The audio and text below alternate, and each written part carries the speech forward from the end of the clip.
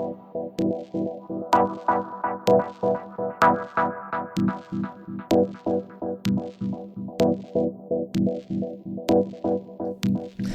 everyone, you are listening to the Blockchain Socials podcast, and for today's interview, we want to talk about something that you may have heard about, but probably don't really understand completely, and that is the world of MEV, or minor extractable value, or I think sometimes now it's called maximum extractor value. And I have today Luis Bezzenberger, who works at BrainBots as a product manager for Shutter Network, which is one of the projects that is sort of in this MEV space. So, hey, Luis, how are you doing? Hey, nice to meet you, and glad I'm here. Thank you for having me. Yeah, of course. I hope you can sort of shed some light on this very, very strange world of MEV, what I gather, or at least what I've been able to understand of MEV. But maybe as just like a quick... if we can just quickly, like, if you can give us an introduction for who you are, what you do, and what got you into Shutter Network. Yeah, I work as a product manager for Shutter since around a little over a year, basically. So I've been at BrainBot since 2016, doing other things. So BrainBot is kind of like a little project builder in the space, doing all kinds of sort of different protocols. But yeah, now I'm since a little over a year a product manager at Shutter. My background is in finance originally, so I'm not really on the technical side. So it's kind of like a good match, I think, kind of coming from that finance background, a little bit consulting background. Now kind of trying to steer the project from the business aspect, sort of, yeah. And then all the technical credit should go to my colleagues, Yannick, Max, and some others from the team, Ralph. Yeah. Mm-hmm. And BrainBots, just to add, is also the project behind Trust Lines, or the organization behind Trust Lines, which I've talked about before on the podcast. Exactly, yeah. And you guys are doing quite a few things. Yeah. Including Shutter Network, which is we'll go into that because I think it'll be interesting. But maybe to start off, would you want to explain a bit what exactly is MEV, and like why is it such a intense discussion point in, I think, very niche groups within crypto? Yeah. Okay. Yeah. So maybe let's start with the sort of like the textbook definition. Start with the problem. Yeah. Or we could. Okay. Yeah. Let's start maybe with the textbook definition, and then let's go to the problem. Yeah. So the definition is basically maximal extractable value is the value that the block producer, so that could be the validator or could be a sequencer or like a miner, that the block producer can extract from front running, censoring, injecting, or generally sort of like ordering the transactions. So in a classic proof of work setup, the miner has all the kind of the ultimate transaction ordering kind of power. So any kind of arbitrage and MEV that gets extracted is ultimately in the power of the miner to extract or to command, basically. So that's kind of the textbook definition. But yeah, let's go back sort of take one step back and say what is the actual problem is essentially is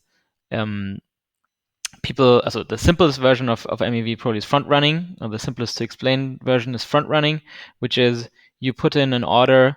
Let's say you put in a buy order. Someone somehow has access to the exchange that you're trading on before you, and for some weird reason they can jump in front of you. So basically, they see your order. See that you want to buy, and then you basically have already committed to buying. So this attacker says, okay, I see that this person needs to buy, so I can buy cheaper, basically, or I can buy at the current price, drive up the price, basically, and then sell to this person that originally put up this order and had to buy, basically. So essentially, it's kind of like stealing this person's money that just wanted to do kind of an ordinary trade, right?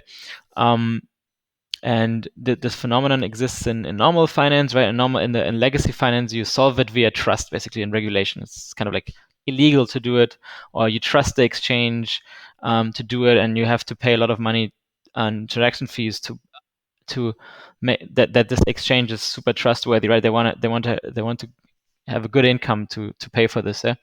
And in crypto, it's different. So originally it was just a free for all, sort of like the mempool is public. Everyone can um, everyone can see all transactions, and it depends on how good you're positioned, how good your access to these transactions is.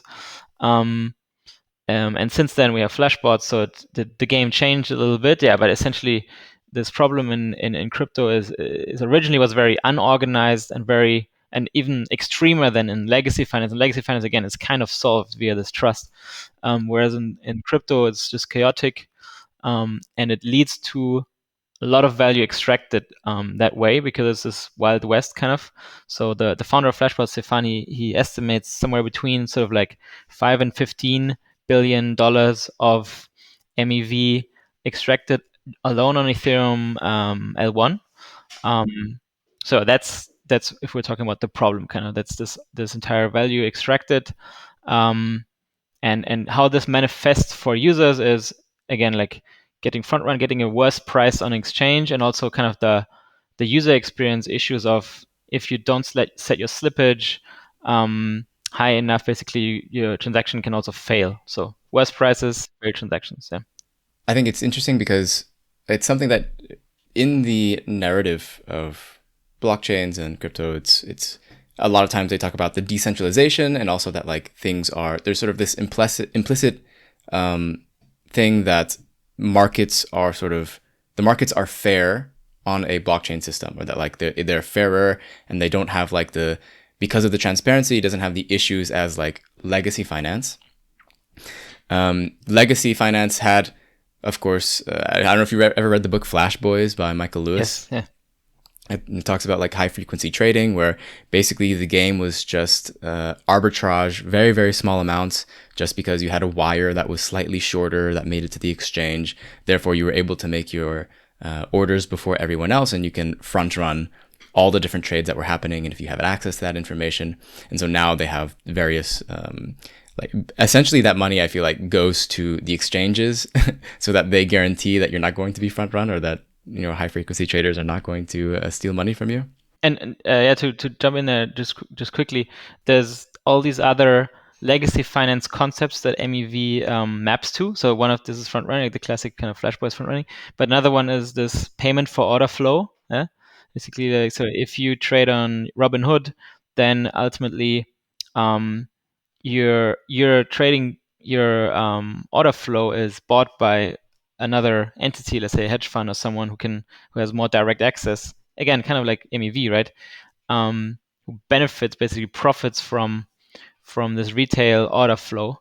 So that's how it maps to these legacy multiple legacy finance issues or problems.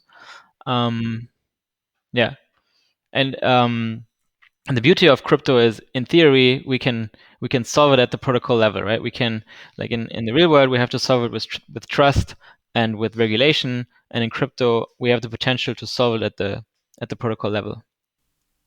Right. So I think like at the moment, it seems like in the discussion about MEV, I see a lot of various viewpoints on like whether MEV is a good thing, whether it's a bad thing, whether it's something that should be solved, whether it can be solved. I think, because I think from my understanding, the Flashbots point of view. So Flashbots is a company that I think they offer basically. I think it's called like MEV Boost or something like that, where you can, just a way for people, almost like democratizing the gains from MEV to more people, rather than sort of leaving it to like one specific person who can sort of extract all of the value through MEV. But my impression is that from them, they say that MEV cannot be solved. Yeah. And that it's something that, since it cannot be solved, we have to just share the MEV, almost like a negative lottery system. Yeah. So maybe just take one step before there is like when I say the problem of MEV and before I kind of was talking about how it harms users. What I actually mean is it's not the entire MEV that is fully kind of malicious and harms users.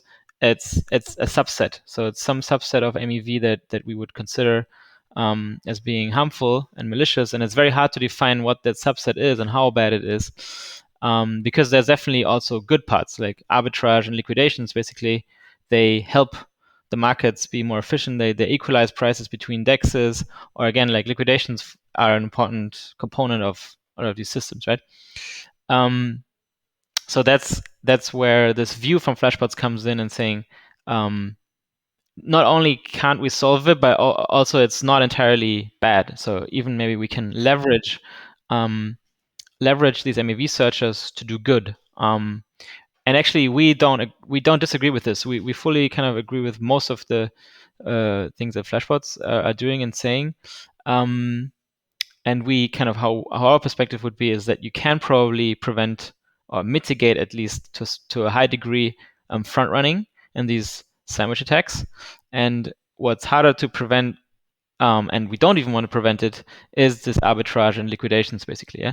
So this is where kind of these both worlds fit in very, very well together. That ideally we can and want to prevent the malicious types of front running of MEV, and we want to allow through and we would agree with Flashbot's mission. Let's democratize and let's organize the market. Let's put market mechanisms at each of these steps to democratize the benign parts of MEV. Yeah. Could you explain a bit, maybe, like, how does someone do MEV? Like, how does if I wanted to today, like, take part in MEV, what are the things that what is the like step-by-step process, or more or less? I know it's kind of abstract, but how would I start doing MEV if I wanted to today? Yeah, maybe to preface, like, we are not really doing MEV, so I'm not a technical person. From your so understanding, I'm only gonna be able to give a very high level sort of overview or kind of impression just from what I've heard from talking to MEV searchers, essentially. So I would say you choose a niche, right? You choose some area which you think you could have an edge, or probably you're starting with something that's simple, and that's your niche kind of. So something like generalized front running on Uniswap or something, that's probably going to be completely worthless to do on Ethereum L1 because everyone is doing it. But maybe that's a way to train for it, right? So maybe you choose that niche, or you choose that initial kind of strategy, and then you would get set up. You can be probably alone. Like a lot of people just start alone, I would say, and they research these systems. They would they should know about scripting, right? So they should have financial knowledge, but also, let's say, programming knowledge to script together these transactions, and yeah, and then set up their setup in a way that they would, well, now they would probably use Flashbots, or Flashbots protect as their RPC, um, and then kind of choose their strategies, script their strategies, and execute them, basically. Yeah. And then from there, they will probably gain experience, understand the vulnerabilities, or understand where there's arbitrage opportunities, and move on from there, let's say, to something more specialized, or let's say some crazy strategies like multi-block MEV, or maybe another chain like Solana. But in order to do MEV, from what I understand, is that you have to have access to, of course, like the whoever is validating the blocks. So whoever, either proof of stake or the miner. Do you have to run your own node to do that, or is there infrastructure to, from what I understand, you could like bribe basically miners or validators to do MEV for you? Yeah, that's Flashbots, basically. Yeah. So Flashbots is that bribing infrastructure, essentially. Yeah. So you probably no longer have to run your own node. So yeah, and that'll.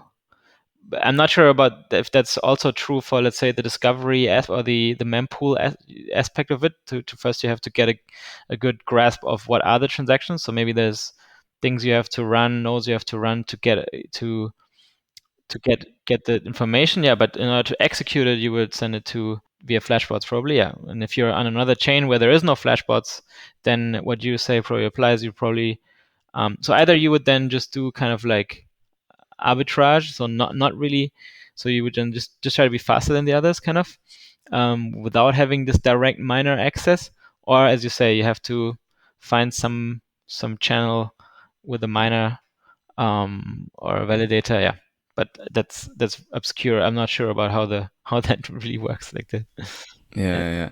No, yeah, I think it's what I imagine is that if you want to start doing MEV, then you need to have like a very good understanding of how generally some DeFi protocol works, for example, and like what are the patterns there in which you can exploit. And that means like probably doing a lot of data analysis of what happens when, and like how to then tell your scripting language to identify when those opportunities arrive. And then you have to like, it seems like just a very complicated and almost like Yeah. you have to be an extreme nerd Yeah. partially in order to like get there. I think either you have to be, it depends on which MEV you do, but either you're probably coming at it from like a high frequency trading kind of mindset where you're a trader kind of, and that's maybe one type.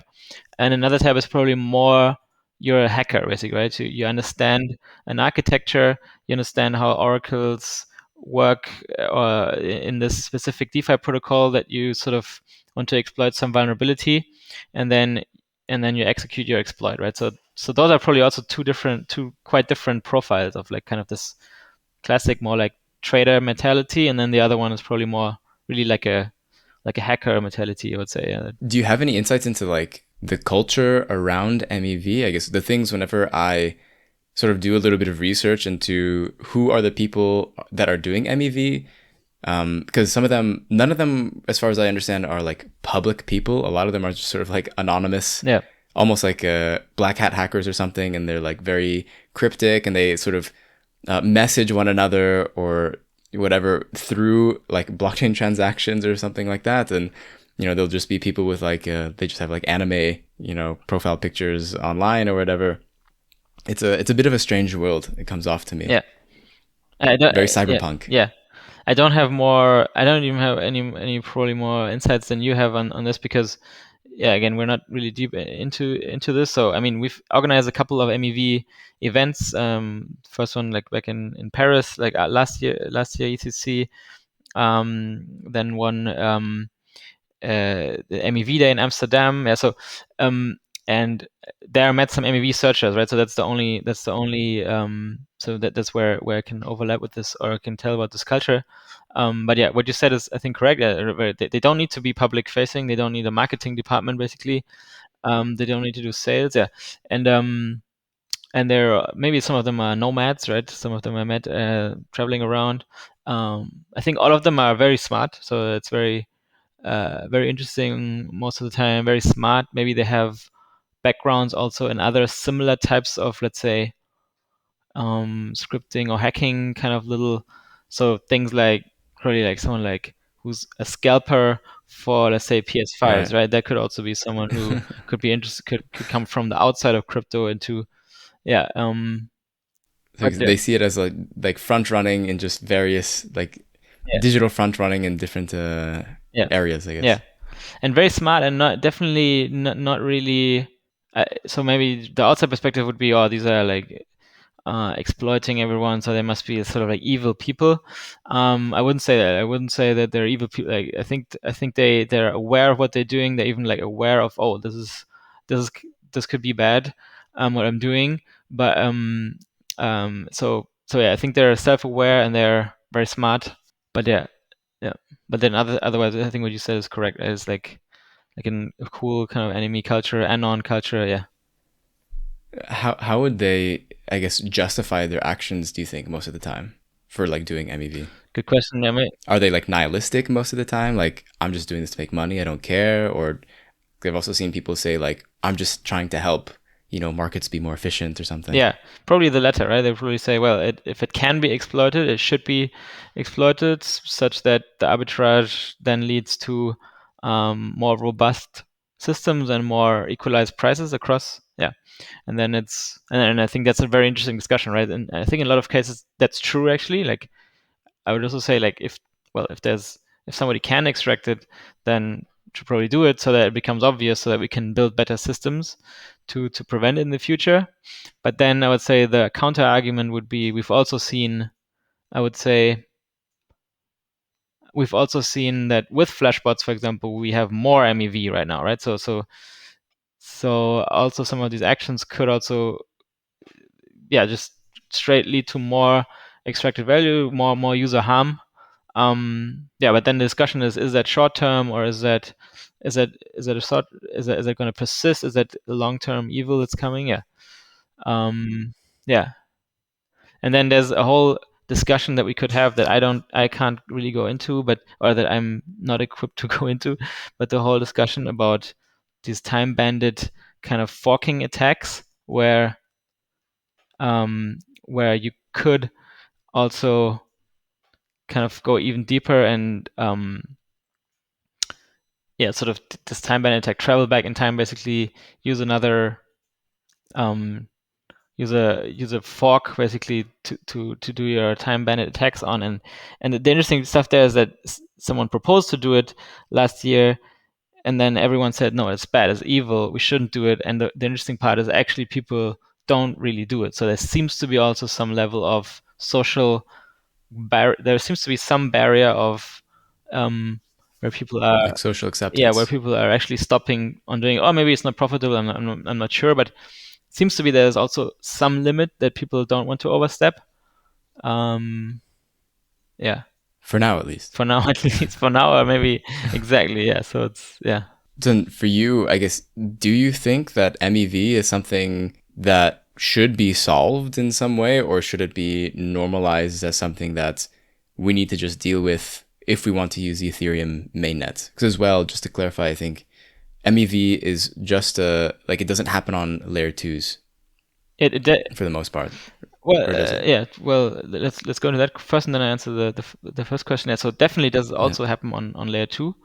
So there the power lies with the sequencer, right? That is ordering these transactions, and then it depends on the sequencer. There's some sequencers who choose not to extract the value, and then there's some sequencer who do extract the value, and then they distribute it or in some way. Yeah.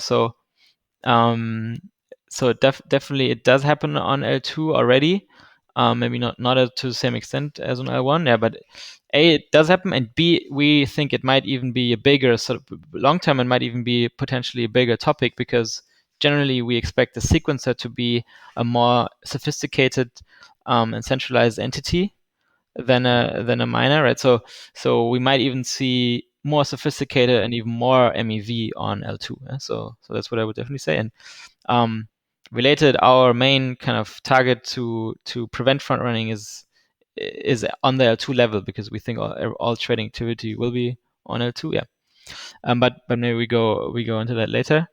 And then the first question you said, is MEV solvable? I would say no. So no, MEV is not solvable. But the thing is, I would say, is there's a certain subcategory that we can mitigate and prevent. Again, like I think it's the front running, especially, that we can make a big dent into, and hopefully that's the malicious kind of MEV that we can prevent, and hopefully the benign kind of non-malicious parts of MEV we will remain, and those will hopefully even make the system better, right? Again, arbitrage hopefully leading to better prices across dexes, and similar. Yeah, so I think that will be the hope, that we can prevent the sort of the most malicious part, and then for the rest, hopefully we can make an ecosystem where MEV searchers work towards overall user welfare, basically. Yeah? So it would be the dream. And then that reality is much more complex. But the reality of classifying what is good and bad MEV is a lot more complex than this. But as a very high level sort of guiding principle, maybe this works. Yeah. So you think that probably the Ethereum, I don't know, the Ethereum Foundation is not going to try to solve for MEV at the protocol level? Yeah, I mean, yes, they could. Yeah. So I think the Ethereum Foundation is stepping back. They don't want to dictate the the client specification, but we've had very good talks with a lot of Ethereum Foundation kind of researchers and people involved in the designs there, and also from their MEV. They're also definitely looking at MEV. So I think there's definitely hope midterm, long term, to have some level of again front running protection. I would rather say at the protocol level, and then you would have Flashbots coming in with their proposal, or Vitalik and Flashbots probably as well, like with with PBS, right? Proposer builder separation, which probably from their perspective also um, mitigates some issues around censorship, overall improves the situation also at the L1 kind of protocol level. Yeah. So I'd say definitely it's going to happen. It's just about complexity and politics around. It's going to take a while for protocol level changes like this to materialize. Yeah. And until then, we'll have MEV boost and flashbots, and then until then, we have maybe the opportunity to solve, or not to solve, but to mitigate front running, at least on the L2 level. Yeah, and possibly also maybe some other people are trying to solve it at the DApp level, right? Someone like CowSwap would kind of try to solve it at the DEX application level, which is also, I think, Right. a valid approach. Yeah. So just to clarify, CowSwap is one of the dexes that is MEV safe, I guess you could say, or prevents MEV through. I'm not exactly sure how they do it, but Yeah, so they have auctions, like sort of mini auctions. They collect these orders, and essentially then they have solvers that try to find the best solution for all the orders that came in through this auction period, and the solvers are supposed to solve this problem not according to like maximizing MEV, but basically maximizing overall trader welfare. So kind of, yeah. So if that works like this, and if they are kind of, maybe they're a little bit trusted to a certain degree, to do that, and yeah, but if that works and they compete against each other to provide solutions that optimize overall trader welfare, then it can solve for this specific type of DEX. It can solve it can mitigate a large portion of MEV. Yeah. right, it's sort of the cow part stands for a coincidence of wants. So like if there are trades within this auction period that complement each other, then you have this coincidence of wants.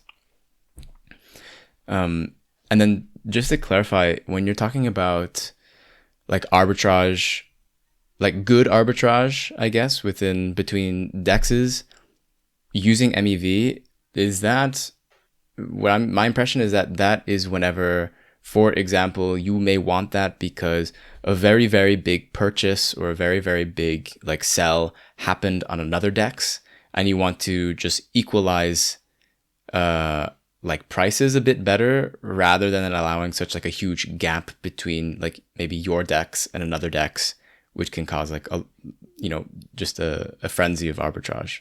Yeah, I think a high level good way to look at it, basically. Yeah. So then, do you want to explain a bit what is Shutter Network? Yeah, I would love to. Yeah. So it's at the very high level, it's very simple. It's just like saying we encrypt transactions initially, and then we reveal them after the order is sort of finalized, and after the block producer has committed to this block. Yeah, so essentially, users encrypt transactions. They get batched. They get signed by the block producer. Again, could be validator, sequencer, whatever. And only after the transactions get revealed. So basically, the block producer can't see in the transaction, so they can't censor or front run. That's kind of the simple version of it. And the more complicated why it's more complicated than this is essentially you cannot use your own private key to sign to encrypt transactions as a user, because then each user would have sort of a free option not to decrypt afterwards, which would be to break the system again. So essentially, we have a committee-based encryption and decryption mechanism using threshold encryption. So threshold encryption is an encryption scheme, which is kind of like Shamir secret sharing, but instead of everyone, like you have n out of n, it's basically you have any k out of n, we call them keepers or key shareholders, basically, that need to collaborate to generate the encryption or decryption key. That makes sense? So yeah, we have this committee-based threshold encryption DKG, distributed key generation protocol, basically in order to ensure that the transaction actually gets decrypted. So, and also in order to decentralize that step, right? Rather, you don't want to trust any single entity to encrypt and decrypt. You want to have decentralization at that level. Yeah. Hi everyone, if you're enjoying this episode so far, be sure to subscribe, leave a review, share with a friend, and join the crypto leftist communities on Discord or Reddit, which you can find links to in the show notes. If you're enjoying the interview or find the content I make important, you can pitch into my efforts starting at $3 a month on patreon.com/theblockchainsocialist to help me out. It really helps since making this stuff isn't free in terms of money or time, and as a patron, you'll get a shout out on an episode and access to bonus content like Q&A episodes where you can submit and vote on questions you'd like me to answer, and I'll give my thoughts in roughly 20 to 30 minutes. In the last bonus episode, I reviewed one of Vitalik's latest papers he co-authored detailing his vision for decentralized society and use cases for soul-bound tokens. Of course, I'll still be making free content like this interview to help spread the message that blockchains don't need to be used to further entrench capitalist exploitation if we put our efforts into it, and so if that message resonates with you, I hope you'll consider helping out. Do normal block validators or miners accept encrypted transactions usually? No. Yeah, normally you wouldn't. Yeah, so normally you can't execute them. Yeah, or you wouldn't do that. Yeah, so wherever we implement it, it depends a little bit. Yeah, it depend if you want to implement it at the L1 level, then it would mean changing the transaction flow there and essentially changing the client such that the miners would accept encrypted transactions, then wait for the decryption step, and then execute. Yeah. So yeah, and then we don't. We think that's a while out, right? This L1, so it's going to be very hard to implement it at the L1 level for now. So I think there's very good ideas, and with so Martin from Gnosis, he's very interested in this, and we're collaborating with him a little bit to make the case for this at the L1 level. So it's a combination of research, but also maybe sort of Gnosis chain could theoretically adopt this much earlier than someone like the Ethereum client spec. Yeah? So that's a track we're definitely pursuing with Martin. The for our core sort of development effort, though, we would at the moment we would say the most sense it make to implement this aforementioned kind of threshold encryption mechanism at the L2 level. Because L2 is going to be where all the trading activity probably happens. We need it to scale Ethereum, and B, the L2s provide this perfect kind of ecosystem for you can spin up a new L2, experiment with it much easier than on the L1 level, yeah, sort of. So L2s are potentially like the route that you guys want to potentially take to experiment with. Yeah. With the technology. Yeah, not just potentially, but we're kind of like 90% finished. Implementing it into various kind of L2 forks. Yeah, so we're definitely taking that path for now, yes, and also looking at other things. Yeah, but that's our main kind of focus. Yeah. Right. So I think that it's probably, I imagine, also just generally easier since L2s are more, I mean, they have more standardized like clients, I guess, or like in the way that they're set up with like block validators are. But then if you wanted to implement that into the Ethereum mainnet, you would have to work with all of the different clients. Yeah. Or convince a lot of people, convince kind of a lot more work. Yeah. So it's, yeah. In our view, it's more complicated kind of from the technology perspective. And again, you have to convince a lot more people. But for us, it's definitely going to worth exploring this path as well, even if just as a, even if we're in this path, we can just make the case that long term this idea is viable even at the L1 level, right? Kind of like Flashbots is advertising for PBS, or as Flashbots is pushing this idea of PBS, which is a couple of years out probably until it gets really implemented. Whereas on the kind of like practical level, they already have Flashbots Protect or MEV Boost, which is already happening right now. Yeah, they can be engaged in the longer term discussion while also having some practical things out earlier. And so I know that you guys are also sort of experimenting with this technology using snapshots. So, which is a common application for DAOs or whatever organization to do voting off chain. And you guys, I think one of the things that you guys are working on is shielded voting. So, like voting without sort of like giving away what you're voting for. Yeah.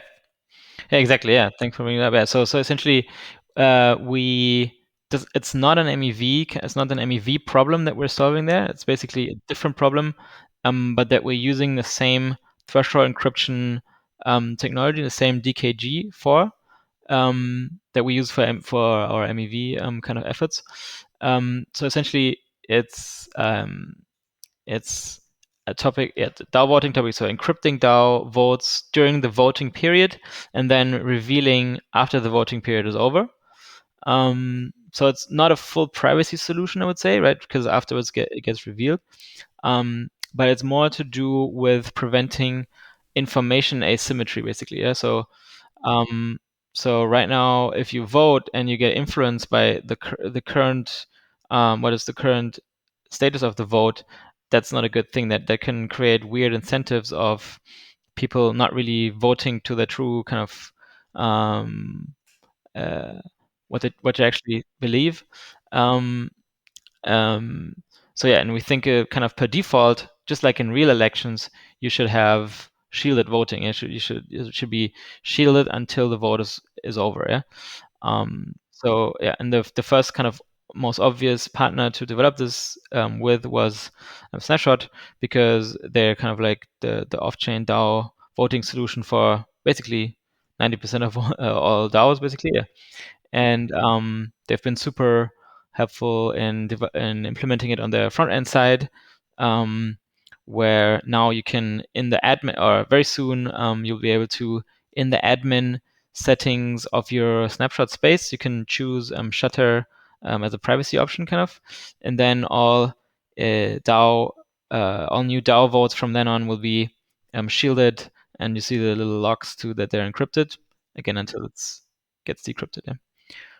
So it's not really our MEV sort of efforts, but I think it overall fits our overall mission very well, which is using cryptography and crypto economics to kind of make the markets more fair and efficient, basically.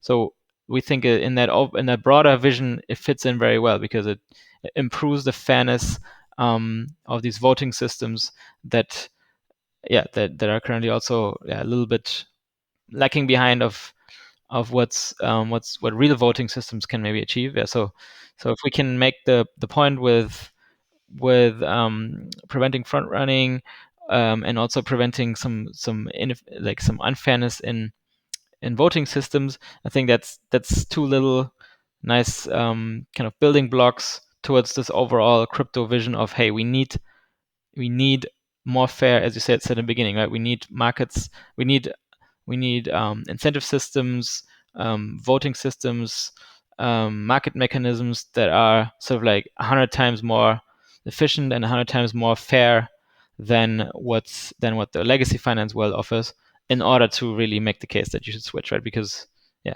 I think the public has really lost the trust in crypto, and they're thinking, well, this is a free fall and people are front running me, or it's all broken, privacy isn't even there, and stuff like this. So I think that's something. It's an overall overarching goal that we need to.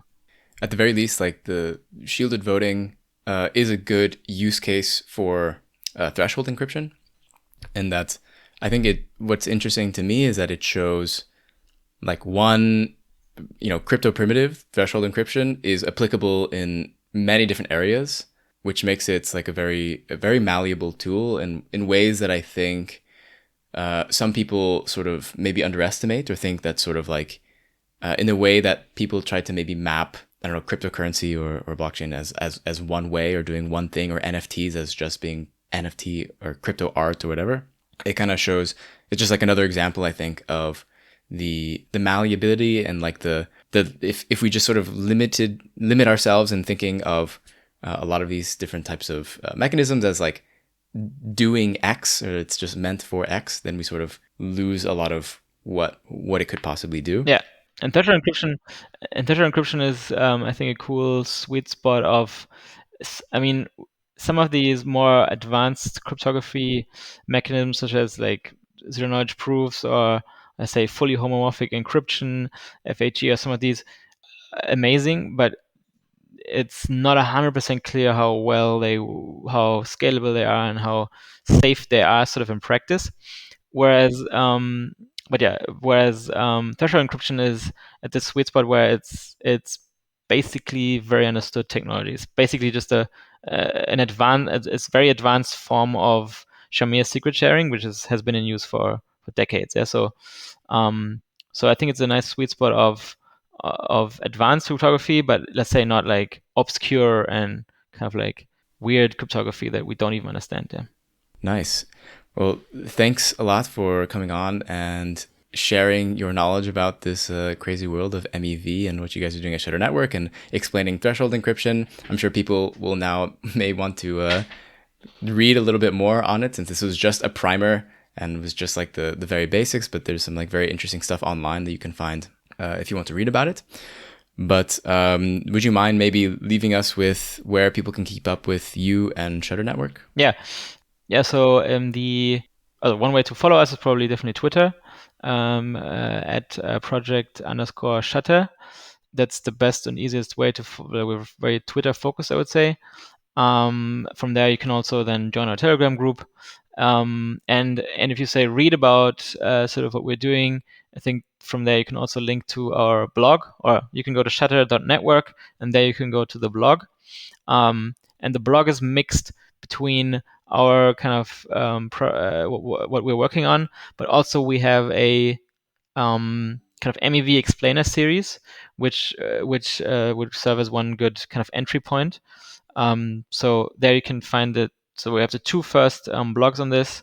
I think third one is coming out very soon, where we're trying to explain MEV, not for like completely sort of like not for sort of anyone, but let's say someone who is already interested in crypto, or who comes from the, let's say, who comes from the legacy finance kind of high frequency trading or algo trading world. He should be able to very easily, or she could very easily pick up this the threads there and learn about MEV in smaller steps, kind of in a more educational way, I think, with more examples than our usual content, which is kind of assumes that you know what MEV is basically. Yeah. I'll link some of those in the episode description. Awesome. Thank you so much. All right. Thanks a lot. Perfect. Thank you. Yeah, and it was very. I think it's.